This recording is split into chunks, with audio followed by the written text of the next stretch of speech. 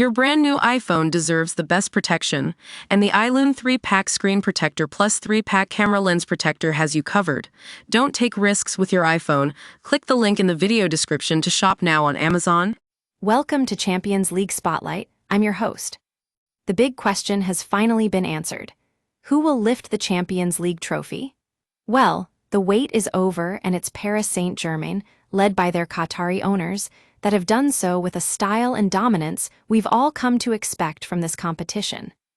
We need to go back to 2011 when Qatar bought into PSG, and at that time, many were saying they'd quickly spend their way to the top, but it seems like they've shed those stars for a young side that's really starting to make some noise. But is this win good for football? This was a night of firsts. Paris Saint-Germain were playing in the Champions League final for the first time, and they went on to win with an incredible 5-0 scoreline against Inter. This has been a long time coming for PSG, but more importantly, it's a big milestone for Qatar Airways, who have been backed by these Qatari owners all along.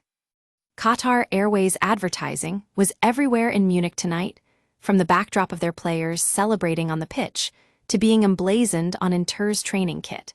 And we know that this branding wasn't just about promoting the airline, but also highlighting Qatar's growing influence in football.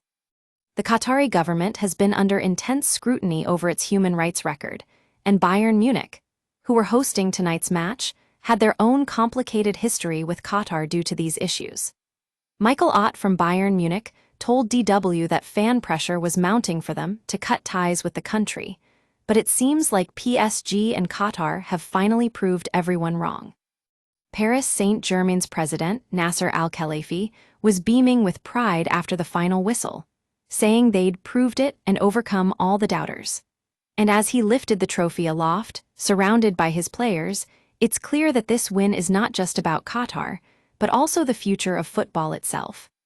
But what does this mean for PSG? They've spent big money on players like Dow and Kvaratskhelia, who may be more than just stars, they're game changers. For a club like Paris Saint-Germain, which has traditionally relied on young homegrown talent, the arrival of these big-name signings is a major shift. And what about for Qatar? Well, this win has only solidified their claim to being one of the biggest players in European football now, not just the Champions League. Al-Khelaifi's role in all of this, from chairman of PSG to his various other roles within UEFA and FIFA, will surely be under the microscope. And finally, what does this win mean for Bayern Munich? They came close to losing their public relationship with Qatar last year due to human rights concerns. Tonight's match showed that while there may have been pressure on them to sever ties, they still decided to continue partnering with Qatar through their Qatari Airways deal, a testament to the power of football itself. That's all for tonight's Champions League Spotlight. Thanks for watching.